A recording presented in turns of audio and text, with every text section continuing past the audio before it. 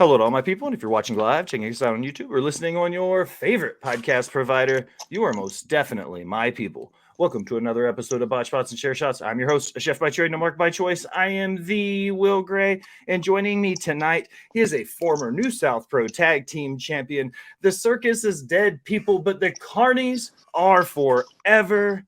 It's our boy. It's Nick Iggy. Nick, What's how are up? you, man? Thanks for coming on and chat about some wrestling, brother. Oh, thank you for having me. Always fun to do another podcast. I love talking about myself.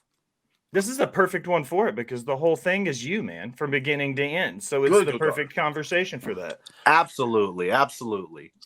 So like I was saying before we went live, I do this in three parts. The first part's always the origin story, man. I grew up in the late 80s, early 90s, the very tail end of the NWA, WCW days. I'm from Nashville, so I grew up in Lawler country. So I'm right here in the heart of it when it comes to that good old school capital R wrestling. You know what I mean? Absolutely. Wrestling. What about you? What did you grow up watching? What were you exposed to in your early days? I was all 90s WWF. No WCW. I think there's two times I watched WCW. One of them is like the cage on top of the cage on top of the cage. That 2000s run, the triple, like the Ready to Rumble thing? Yeah, and like people kept running in. I'm like, what is this? Like the match had like no structure. I'm like, I don't know what I'm watching. And then another one had to be some Christmas time because I think Ernest the Cat Miller was in the ring cutting some promo, and Perry Saturn comes up dressed as Santa Claus and just starts chucking candy canes at him. Like, yeah, I was through it. I know, right? I'm like, if those were your first two experiences, I'd be like, I don't want to watch it much either. Obviously, I've gone back and watched more the older I got. But growing up, it was all 90s WWF. Like Shawn Michaels, 100% my guy. Everyone loves The Rock. The Hardy Boys, of course. Never got into indie wrestling until after I was like an indie wrestler. And Carrie introduced me to like, you got to watch this and that and these guys. And I'm like, oh, there's a whole nother world out there. And I'm glad he introduced that to me because it just opened up my eyes to everything. Because my whole thing was like, I want to be WWF champion. Like, a lot of guys. So yeah, just 90s WWF was the way to go. When I was turning the rocks over, getting ready to do this, I saw you're originally from New Jersey, right?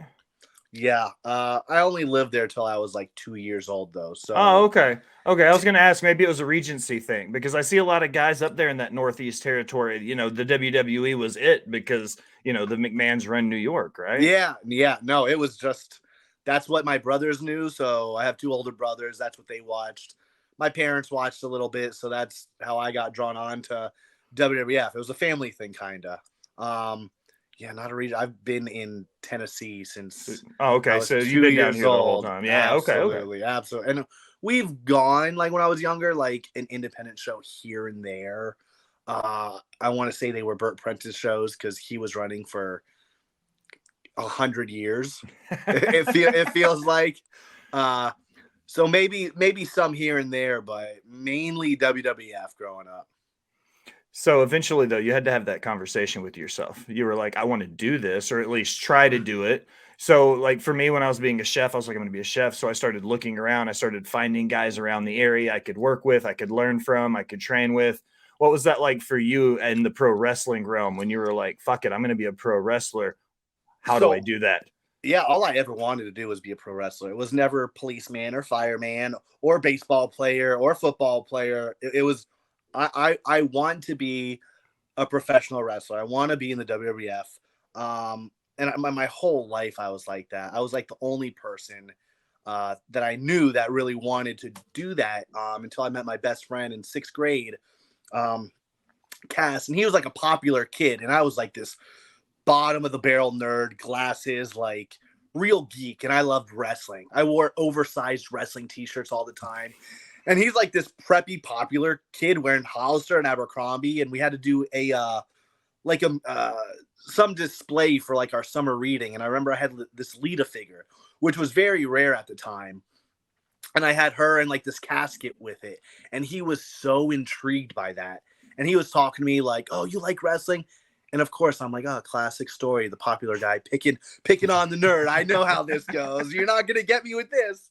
And this went on for weeks, basically. And eventually he's like, okay, who's your favorite wrestler? Count of 3. 1, 2, 3. Both say Shawn Michaels. I'm like, no, someone told you. Like, I don't know how you know this.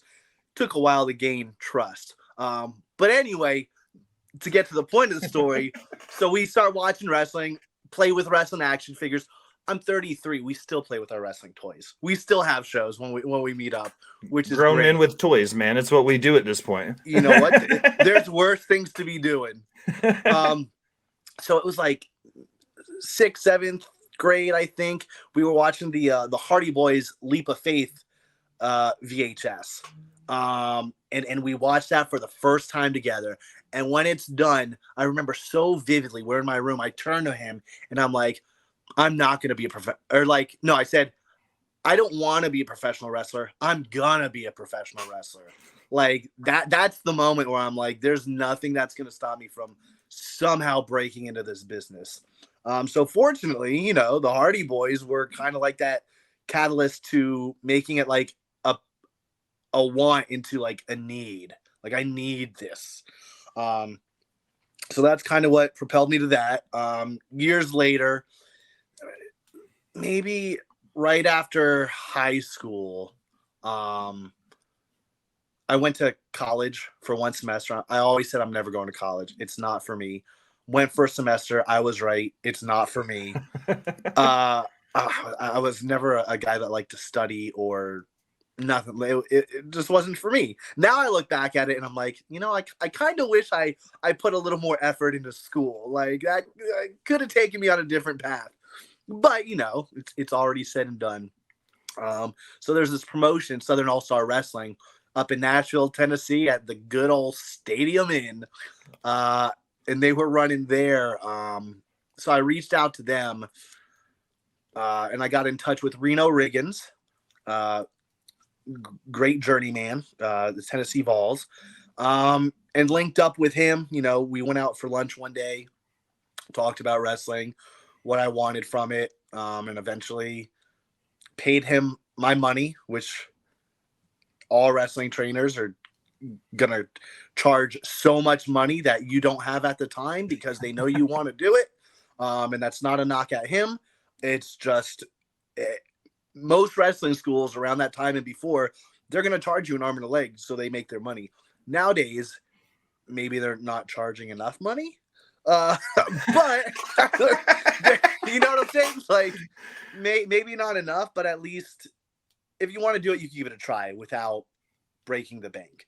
But no, I paid his money up front, then X amount of dollars every week or something. So it was him and Drew Haskins, who's not wrestling anymore, but he was Teen Excitement.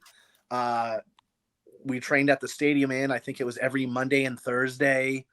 I would get off work and shoot straight there, train for a good 3-4 hours.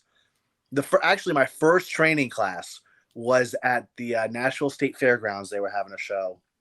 It was me and this other guy, and I wasn't athletic at all back then.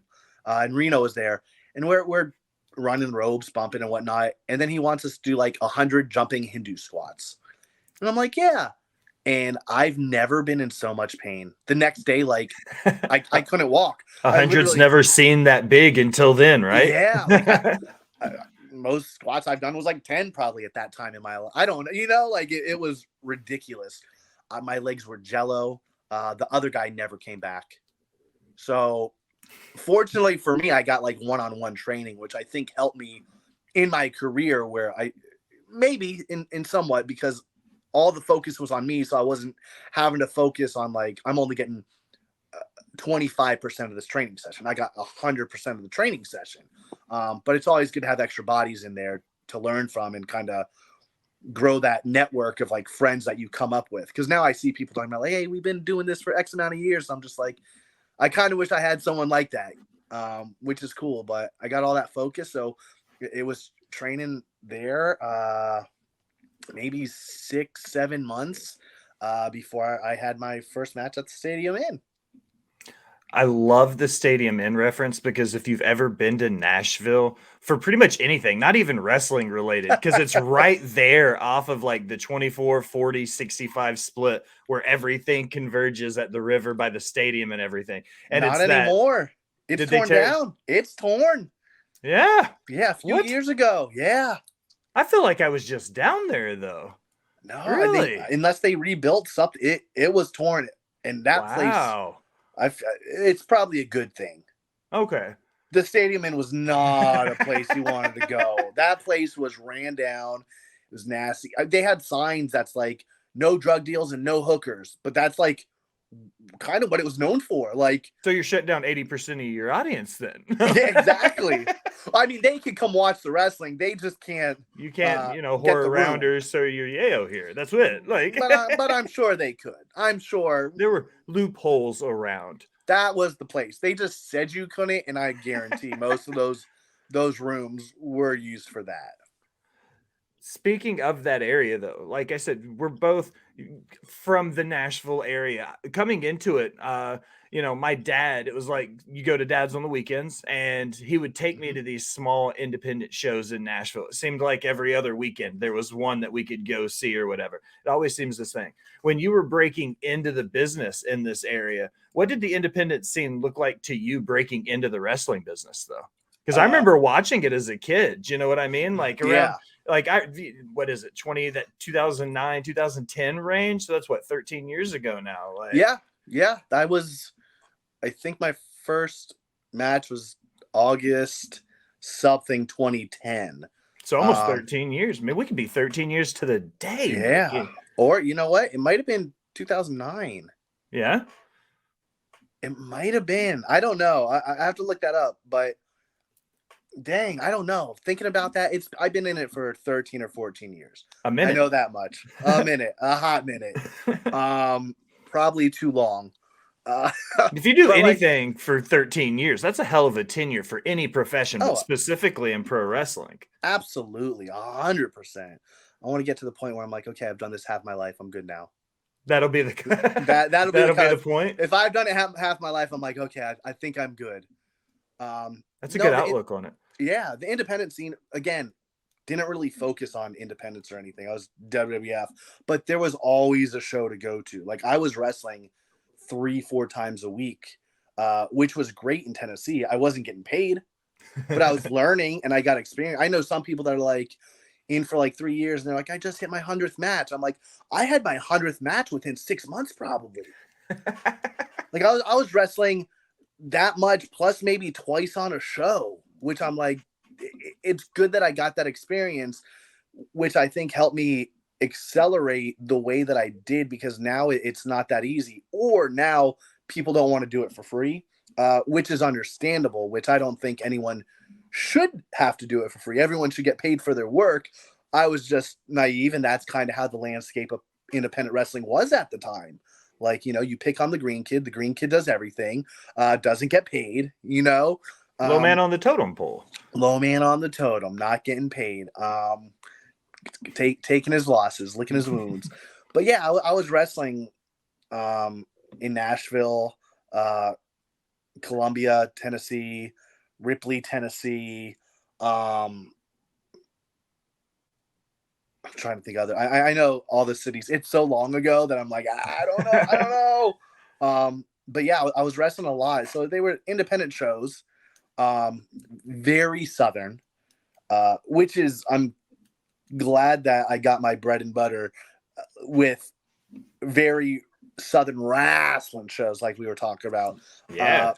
Because you learn how to work that way. Like, nowadays it's super indie, which is great. Like, but when you're learning super indie, it's hard to get a grasp for less is more.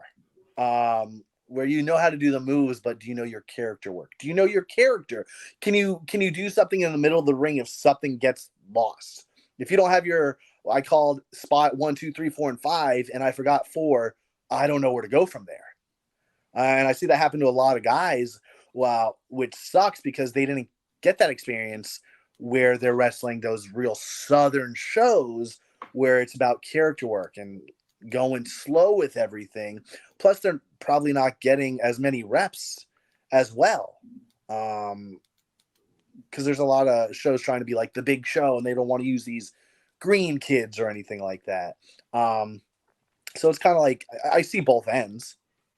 But yeah, that the independent scene to me was just the southern wrestling. Like the shows I was on was the independent shows. When you were out there and you were getting booked, was it all about just keeping your boots on the ground? Because a lot of guys, when they talk about the old days, they'll say, you know, you had to go in, shake every promoter's hand, make sure they knew your face, saw your reel, do all of that stuff. You know, as we've progressed through the generations with social media and stuff, it's become much easier to get in contact with promoters. Do you still think there's something to be said about just putting your boots on the ground and just going to work? Absolutely. I mean, you could message someone and talk to someone on Instagram or Twitter or Facebook, but then you're getting 100 of these messages and you forget about them. But when you're face to face and you make those networking calls and decisions, and like you're talking to someone face to face, making a personal connection, it's not, well, I sent this message and they never hit me back. It's, hey, I talked to him. Hey, remember we talked and did this, and going to every show you can. You're seeing the same people over and over and over. You network, you make friends. People see you and you're like, I remember that kid. He was good. Maybe we should bring him in. The more you do it, the more people remember you. With anything, it's like if you drop if you're a musician and you drop a single, and then like you don't do anything for 6 months, it's like, okay.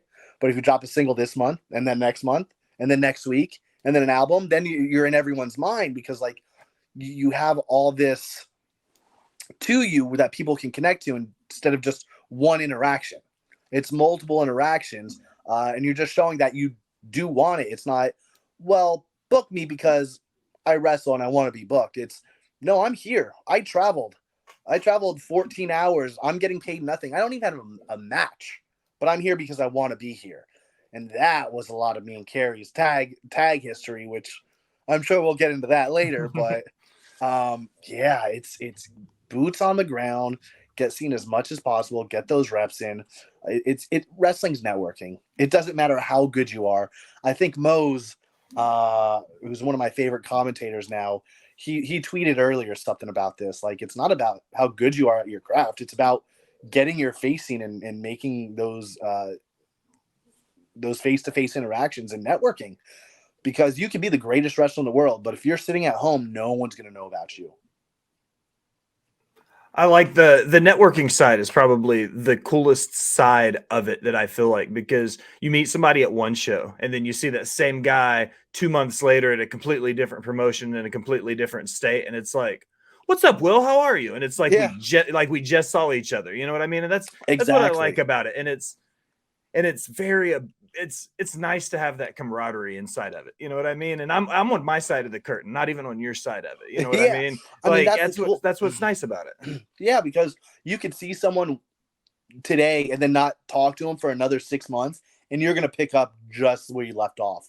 Like you're just friends, like you were just talking. You might have met once. But for me, like, I know it's all about networking. I'm talking about that, but my strong suit was not marketing. Or not no, my strong suit was marketing. My strong suit was not networking, because when I started, I had Drew Haskins helping me. I had mainly Drew, but Derek King helping me get bookings. So I didn't have to network as much. It was like, hey, I got this green kid. Can he come along? Maybe get a match. That was a lot of it. And then I was wrestling a lot around Nashville and Tennessee, and met Carrie basically. And then Carrie was magnificent at networking. So that was never my strong suit. So as we get into the meat and potatoes of your career, we get into the center part, some of the stuff you've worked, some of the places you've been. And when I was turning over rocks, there's a couple promotions that if I find out one of the boys has worked at, I'm always going to ask about it. Okay. And this is going to go back to the Team IOU days for you and Carrie. Oh. Yeah. So we're going to go to 2014, and I'm going to pull one out of the deep end for you. This is a B-Real, bro. Juggalo Championship Wrestling. I remember that. Dayton, Ohio, man. Like, what was it? When you think ICP, you don't necessarily think pro wrestling, so to speak. They're in the Hall of Fame. They have it. But people don't realize they have an entire ass independent promotion that kind of follows them around a lot. What was it like for you guys for like 4 or 5 years into y'all's career having a chance to work with him?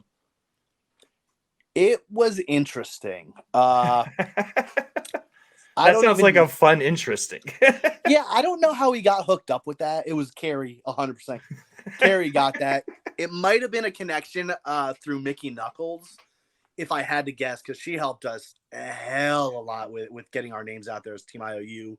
And the weird thing is, with them, you think like kind of hardcore, more rough around the edges. We were doing a gimmick where I'm a boy trapped in man's body and he's a dog trapped in man's body. So it didn't fit. When we came out, they hated us. I remember being there and like, okay, like we shouldn't be here. Like this was kind of like a favor to someone. At the time, afterwards, I'm like, no, everything we did, we belonged. Like, I don't think I give ourselves enough credit for what we've done and how we've earned it. But yeah, it was. I don't remember a lot of it. I'm pretty sure it was like a 4-man tag. I remember things getting lost in the shuffle, like trying to go over it and not being able to find people. And it's wrestling, so people are off doing drugs. And you're trying to call your match, and I'm like, oh no, this is a good opportunity. Like, where is everyone? But that's another good thing about, growing up with Southern wrestling. Like, you kind of know how to fill those gaps with if anyone's lost or if you don't call it or things like that. I just remember like being like, okay, I remember being at the time like, I'm not supposed to be here. It's like your Clerks moment. I'm not supposed to even be here today. Yeah, I'm like, this feels out of place. I should be at a Southern wrestling show. So as I was going, there's always a few places I have to ask about. Another one, you and the IOU days, IWA Mid-South, Ian Rotten and the boys up in Indiana. I've always said that Ian is one of those guys. It's a 50-50 chance. People are either going to have the fuck Ian Rotten stories, or they're going to be Ian was the guy. He never did me any wrong. So I always preface this too with, I'm not searching for dirt. I'm not looking for heat on Ian or anything. Yeah. It's always just a general question. Like, how was your experience with Ian Rotten and the boys when you and Carrie headed up to Indiana? Never had an issue. Personally, never really anything bad. If we weren't promised any money and he gave us $0, then we were promised $0. He never undercut us. He never treated us wrong or disrespectfully that I can remember. He always treated us well. Again, some people say they screwed him over on money. If we went in there and we didn't talk money and we got paid $0, that was on us. So we can't take that out on him. Some of the horror stories I've seen go down firsthand, and some things that people have talked about. I'm like, yeah, 100% agree with that. I can see that being a thing, but never anything with us personally. And fortunately, like, I think Carrie went up there for a match just to kind of like try out. And I think this was a Mickey Knuckles kind of pull thing. And then they're like, okay, Carrie did good. Let's see how the tag team does. And we did some run in. I think it might have been on Corp Robinson.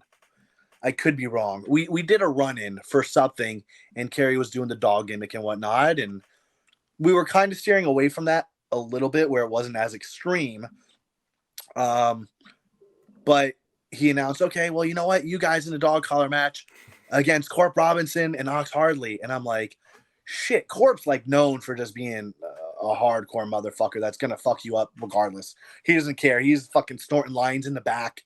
He's gonna leave it out there no matter what. Yeah, and I'm like, nah, I want to wrestle. I don't want to bleed. Like bleeding, I think I've gagged once in my career. Like it's for some people, it's for others, it's not. If me and Carrie ever did a death match, I'll take dumb stuff, but Carrie, you're gonna be the one bleeding. And so, like, fortunately, Carrie was linked up with Corp, and I was linked up with Ox Harley, who I knew from the Stadium Indies. because I wrestled him super Southern. So like he liked me, I liked him. So he's like, no, I'll take care of you, just like all gig, just headbutt, it'll look like you got some color. And I'm like, thank you so much. And we're working over here, light, and Carrie and Corpora over here just smashing each other with chairs. And I'm just like, you almost stopped for a second and watched like, what the fuck's going on over there? Yeah, I said, let's go this way. Let's go this way, Ox. I don't want to be over there. So we got thrown into that match, and I'm like, shit. But we were taken care of. Everything was great. Fortunately, everything was great. I like hearing stories like that because it's always that oh fuck moment. Like everybody has one in their career at some point or another. And I always like hearing about that like deer in the headlights, like, oh shit, this is about to happen moment. Oh yeah. We've had a lot of those, but where we kind of control and we're like, is it about to happen? Because now we're gonna step in and do something. Like where we didn't feel like it was, we have to respect everyone. So you still have to respect everyone, but not like I can't jump in and help my friend because something happened. It's like, no, motherfucker, that's my best friend. If you mess with him, you're messing with me too. I get that, and realizing like when I was going through it, I almost feel like I kind of undercut Carrie in his interview.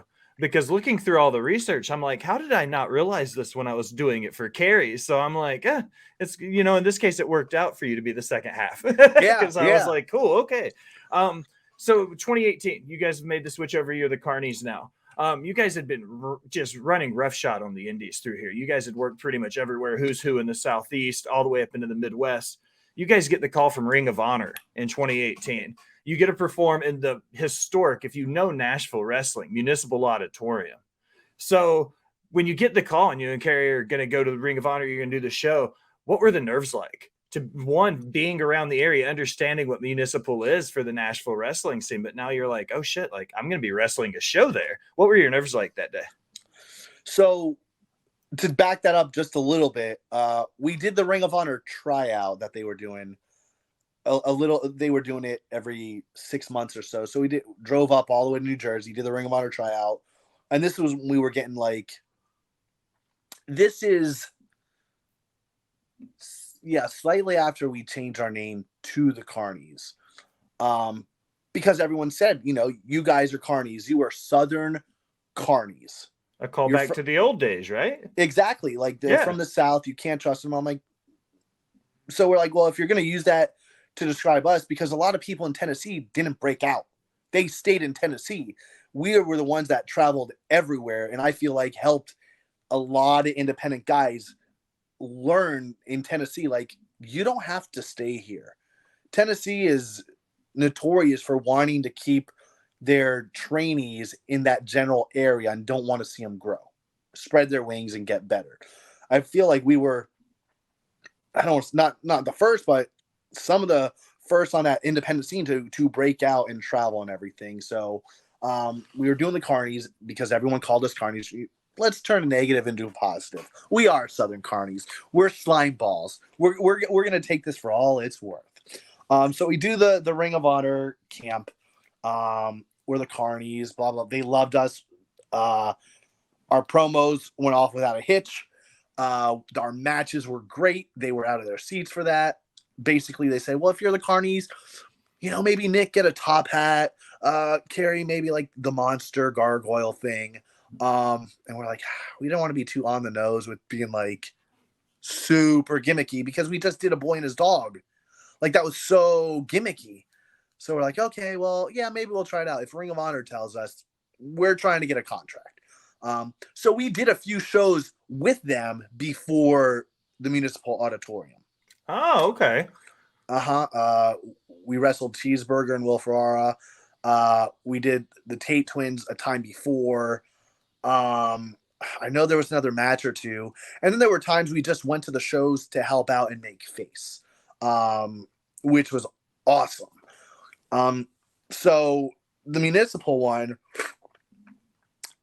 I think at this point we were like, you know what? We're fucking good. Our shit doesn't stink. We belong here.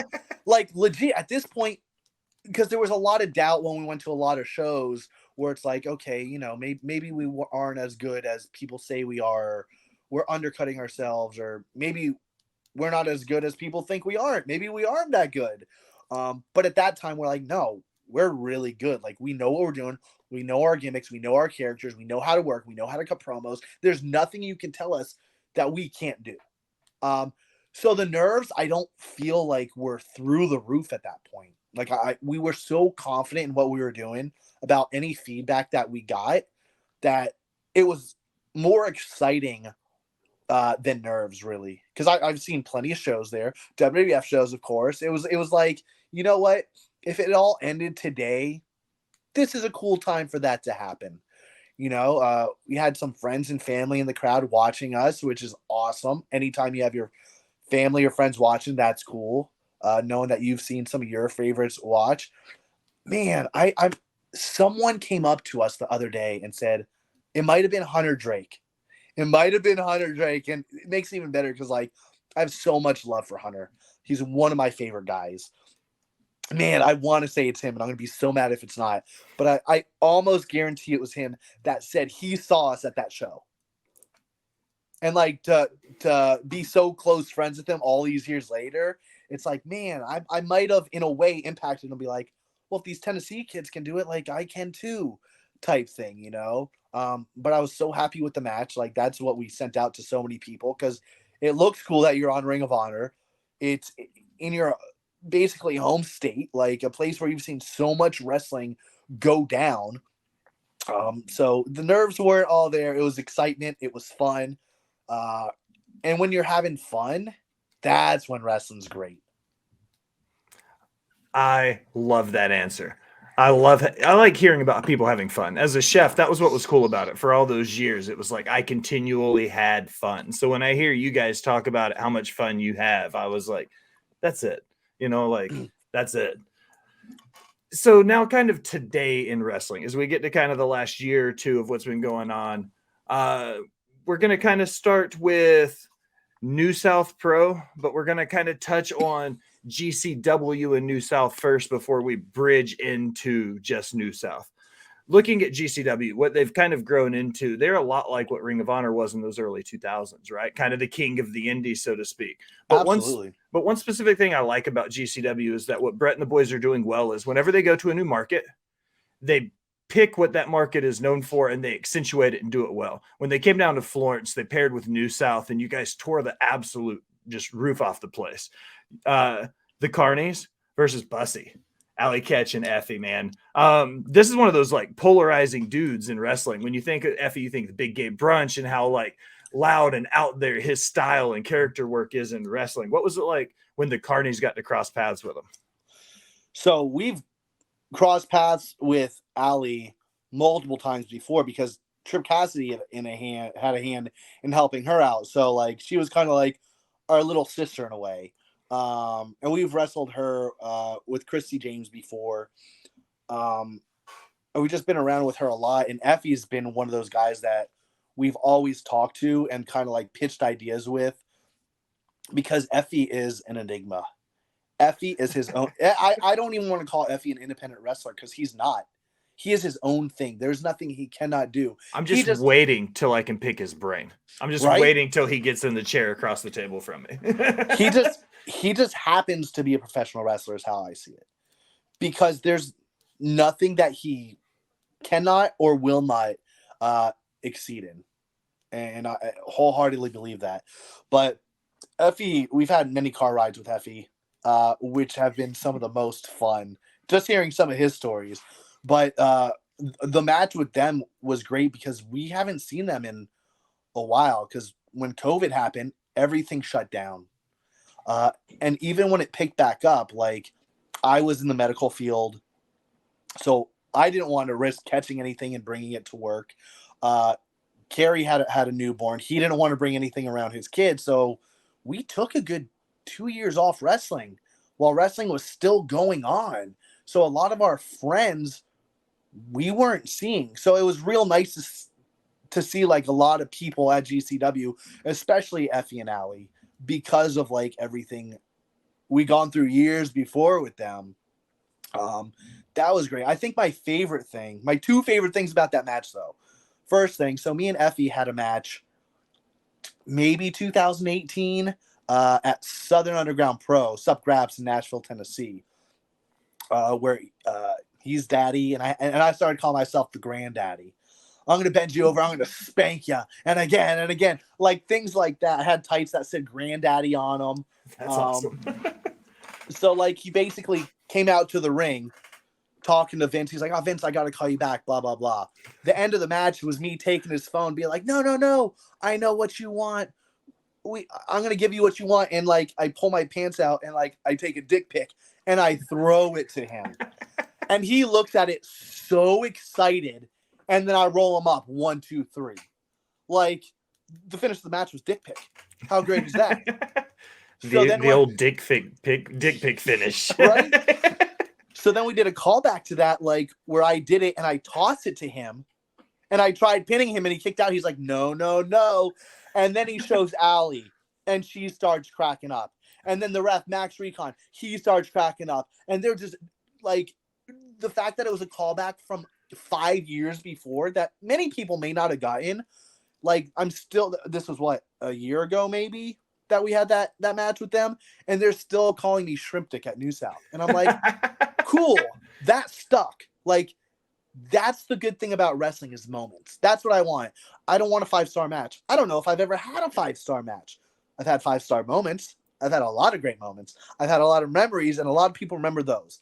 Matches are cool. Like anyone can have a match, but everyone can't create a memory. So that's one of my favorite things. Another thing is our manager, Brian Maxwell. He loves Effie. Effie's his favorite. So the fact that he got to be in the ring with him and manage that match and have like a thing at the end where like they rip his shirt off and everything, like it wasn't even a moment for me. It wasn't a moment for Carrie or Allie, not even the fans. Like for him, because he got into wrestling late too. Maybe 2 years ago, maybe 3 years ago at most. Like, because Carrie trained him to be a manager. So the fact that he was able to do that and he's getting to do all these cool things, be on GCW, be with one of his favorites, Effie.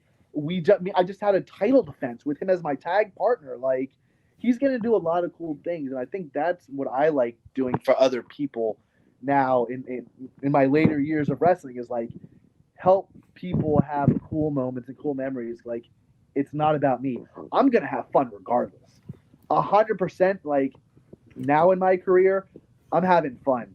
If I don't want to do something, like, I'm not going to do it if it's not fun for me. And right now, I think I'm having the most fun I've had because there's no pressure on me. Like, when you're coming up, there's pressure to be good. When me and Kara were tagging, like, there was a lot of pressure because a lot of people had a lot of confidence and they thought we were going to get signed, and I thought we were going to get signed. We were the best unsigned tag team in the world. I wholeheartedly believe that. There's no doubt in my mind about that. For one reason or another, things didn't work out for us. And there were times when we put so much pressure on ourselves, it wasn't fun because we're like, what do we have to do? What are the right things we have to say? How do we get this contract, And not to say it was never fun, but it wasn't fun to the full extent that it could be. And now I'm like, I'm not going to get a contract, and I'm okay with that. Like, I'm having the most fun I've had in my career, and this is what wrestling should always be. So right now, having the most fun in your career, part of that fun is with New South Wrestling. Shameless plug right there. You see how easy that was? I love it. The anniversary show is right around the corner. It's coming up on Saturday. We're recording on a Wednesday. It's going to drop on a Thursday. The following Saturday is the show. August 5th. August 5th, for those of you listening. Singing Rivers Brewery. I can't wait. Florence, I was there for the MSP match, by the way. Like, okay. Yeah, I was there. That was the last show I was able to get to. Great match, man. With him subbing in for Carrie with everything going on, like his role in that match nailed it. You know what I mean? Absolutely. Like, it was great. Hey, he's not a trained wrestler at all. And like, I'm like, man, this is gonna be a handicap match. Like, I'm like, Max, you just gotta stay in there a little bit. I'm gonna need to take a breather. I would tag him, and he's in like 20 seconds. He's like, tag out. I'm like, you're still gassed. You're like, give me a second. I'm like, okay. You know what? I need to take care of you in this. It's okay. Yeah, no, New South's been real fun lately. Real fun, real great. I actually returned there last year, their last anniversary show, against Dylan McQueen. So it's real cool that we're still there a year later and helping pitch ideas and try. They've got a lot of trainees there, um, so having them come up to us and try to pick our brains and ask us what works and what doesn't work, things like that. That's been real fun and a real cool to kind of be that can help someone because when we were coming in, we'd pick brains and be like, yeah, it's good, it's fine. There was a big disconnect from the vets back then where not all of them, like Tracy Smothers, I will talk his praise all day long because he helped us so much. Jimmy Felcher, Mickey Knuckles, like those people wanted to help, but there were a lot that didn't want to see you succeed and didn't want to give any input or advice or anything. So being in those positions now, where we have the years behind us, I want people to ask me questions. I want to give them advice. I want to teach them. I want to help them get better. I want them to go further than I ever did. Um, and I think New South has such a great crop of people, not just the trainees, just everyone they bring in. I feel like everyone there is helping each other out, which is real cool. And I think a thing that New South is doing well, I was thinking about this earlier. You were talking about GCW. GCW is running 10, 12 shows a month. Like they are running constantly. The only other promotion that I could really think of on the independent circuit that's running not the same, not nearly as much, but New South is running 3-4 shows a month in different 5-6, in different areas, not just your weekly show. Like every Friday, come here and see the same show that's southern, like a southern show, but they're traveling and they're having different storylines and they're rotating the talent, which I love that about New South. I really do think they are best in the South right now because I think they're pushing the envelope with what they can do and what they want to do, and they're wanting to continue to grow, and they're not just getting complacent, which is one of my favorite things about them. They're not complacent at all. One of my favorite things about independent wrestling is when you go to a venue and you go from promotion to promotion. You go up to Beyond with the White Eagle. You go to Philadelphia with the 2300s. You go to certain parts of Texas with their crowds. They get almost these like GCW is a perfect example of it. They get almost these like cult-like followings for their territories. After getting a few New South shows under my belt, I definitely feel like the New South crowd is developing it's like its own living, breathing organism inside a New South shows that crowd. What's it like working in front of the New South fans? I love it because you're seeing like the same people time and time again. So with a lot of wrestling, it's your wrestling matches just to have a match, and it's just a match.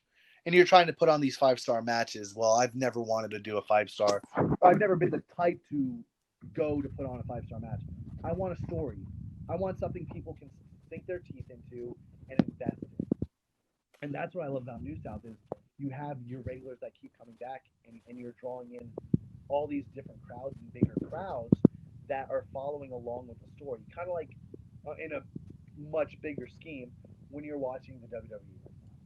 Their storylines. You're talking Roman Reigns is doing this and the bloodline and yada yada yada.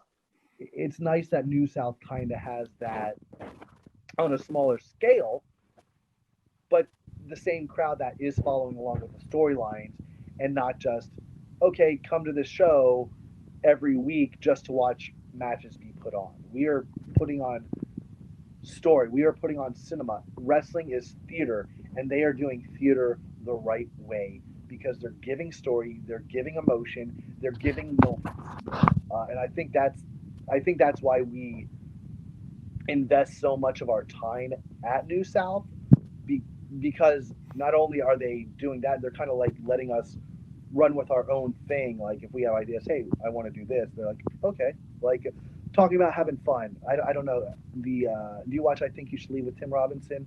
Mm-hmm. Like that famous that everyone loves right now, the Pay It Forward 55 Burger sketch. Yeah. So with Maxwell, when I was looking for my tag partner, I did like 4 backstage segments where I'm looking for a tag team partner, and I start with like Walker Hayes, and I'm talking to him, I'm like, hey, I just want to pay it forward. I want to help you out, yada yada yada. Do that. Then Hunter and Tuner talking. I'm like, wait, I'm doing something here, and I just take like from that sketch. I'm gonna clip them all, like those parts together and just throw it on Twitter.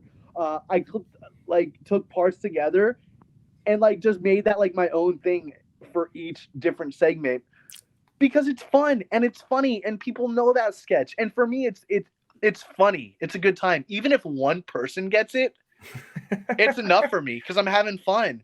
And back in the day, I'd be like, no, this has to be like the perfect promo, and I gotta really be looking for someone to be my tag partner and be so serious. And I'm like, no, I love having fun. I love joking around.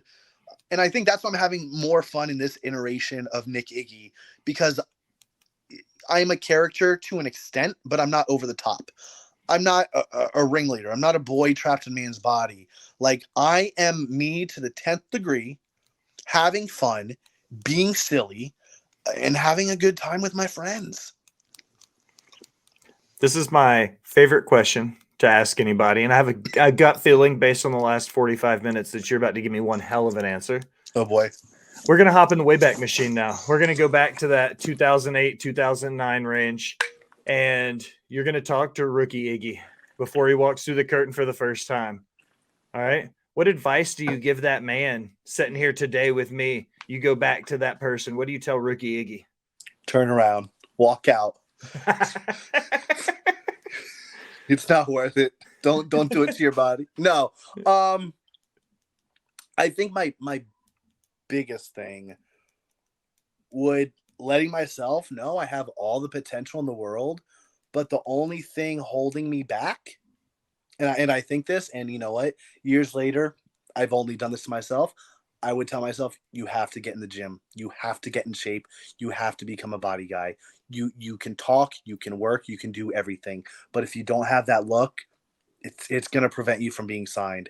And I can admit that it stings because it's like, damn, if I only focused on the body, I could be so much further. I could be signed. But at the same time, who knows what could happen? I could be working out like heavy. I could have gotten into steroids. I could have died because, like anything could have happened. I could have been going to the gym after like a late night, driving home, falling asleep at the wheel, crashed. Like, you can't live with what ifs. Like, no, you can't live like no, that. exactly. Yeah. Like it could always be better, but it could always be worse. So I'm like, you know what? I'm very happy with my life. I've had no like life-threatening injuries. I'm happy with my professional life, my personal life. So that's okay. Like, should I have been in the gym? Not to say I don't go to the gym, but I should have really focused hard on eating clean and getting my body into shape and making sure that I looked the part. Because again, you can do everything great, but if you don't look the part, at the end of the day, it's not going to make much of a difference, except for like those small Colin Delaney situations or James Ellsworth situations. But those are few and far between. So I that's what I would tell myself. But I would also tell myself, no matter what you do, you will be happy. Don't put too much pressure on yourself and just have fun along the journey. Because, there were times where I've lost focus on just having fun and putting too much pressure. But I have no regrets. I can't regret anything. Look where I am now. Seems like a pretty sweet life, man. I mean, Yeah, absolutely. I'm here for it. All right. Well, look, I always close in the same way. And even Carnies, you can't get off without it. I'm going to end them 5 random questions. None of yours have to do with wrestling. I got them Good. queued up. You ready? Okay. I'm very ready. Question number 1. Do you think pineapple belongs on pizza? Yes, 100%. I'm all about some pineapple on pizza. I love ham and pineapple. People put anchovies on pizza. You're telling me anchovies should be on there, but pineapple shouldn't? Like, what? I don't know what the problem with pineapple on pizza is. Gives it a little sweetness to it. If seafood Yes. if seafood can be on a pizza, I've only recently converted to pineapple on pizza, so I'll be And honest.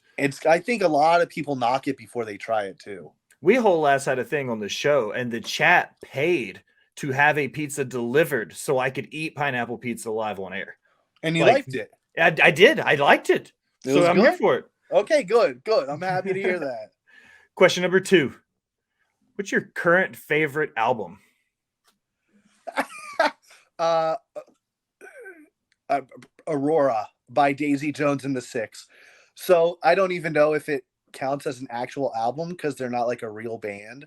But it's a show. I don't know if you know or whoever's watching or listening.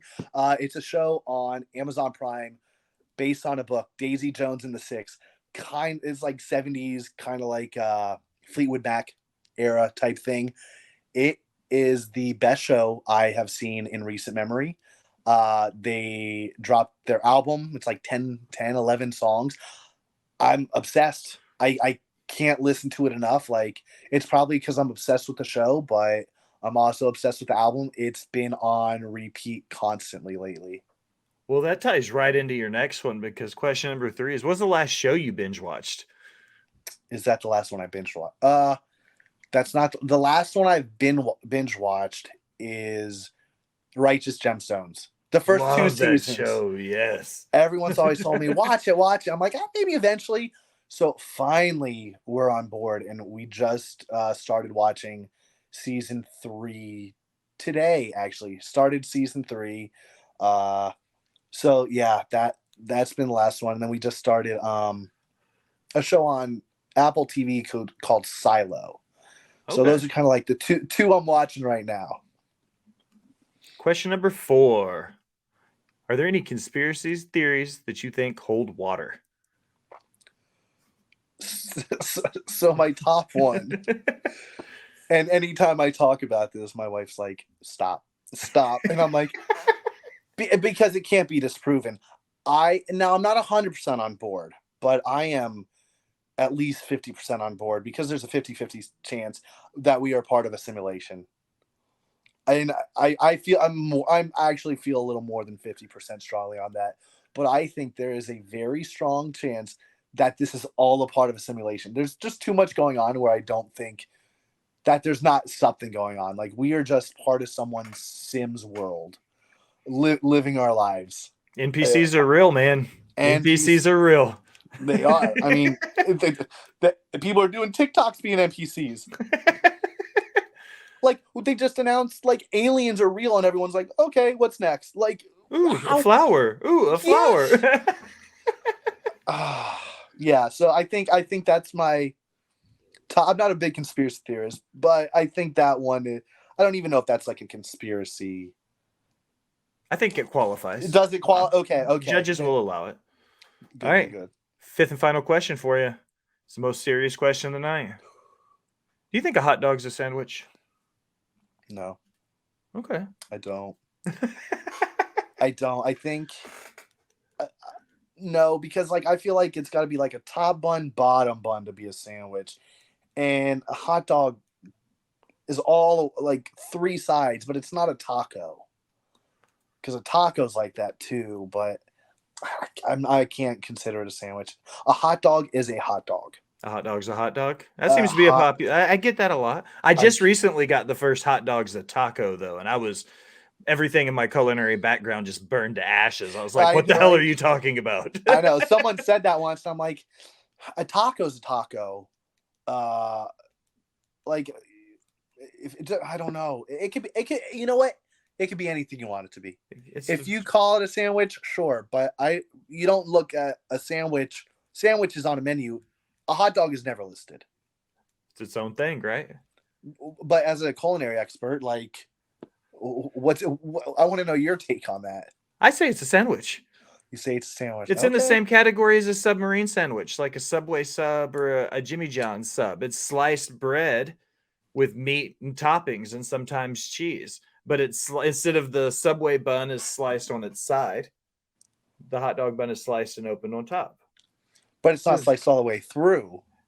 See, asking this is the tough shit nobody talks about, dude. I know. I feel there's got to be a right. There's not a right answer. Every answer can be right or wrong. It's all in how you see it. Like if you think it's a sandwich, it's a sandwich. If I don't, it's not. It's food. It's food. That's all I categorize. Eat it and shut up, right? It's a delicious meal. All right, man. This is everybody's favorite part because I shut the hell up.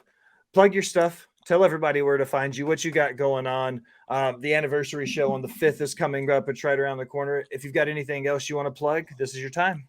Yeah, you can find me at my address. It is. I'm kidding. Twitter, Nick Iggy _ Instagram Nick Iggy, Twitter the Carnies TN as in Tennessee. I don't know. I don't think I got much to plug. But New South's anniversary show is coming up August the 5th, where we will get our titles back that technically we never lost because Maxwell did take that pinfall. Follow New South, follow Retinal Pro, follow New Level, follow all the promotions. Just go support independent wrestling. Have fun, treat everyone with respect, unless they don't deserve it. I don't know. I don't know. I'm trying to think. This was the hardest question, I think. How did this whole thing? You've talked about you for the last hour, and now you're like, who the fuck am I? You put it me on you. Who am I? Yeah, just follow me and be a good person. I think that be a good person. Don't be a piece of shit. I think that's my main takeaway. Don't be a piece of shit. Treat everyone well. I think that is a good thing. Also, my Venmo, I think, is Nick Iggy or Nick Iggy 210 at yahoo.com. Venmo me money if you enjoyed this. And if you didn't enjoy it, all the money. PayPal, Cash App. You can write me a check as long as it doesn't bounce. I will always be happy with money. And I think that's it. I think that's all I got to say. Well, Nick, it's been one hell of a conversation, brother. I appreciate you stopping by and chatting about some wrestling with me. Thank you for having me on. It's been a while since I've done a podcast, so it's been nice to ramble on for a while. For the Nick Iggy, I am the Will Gray. Thanks for stopping by and listening, my people.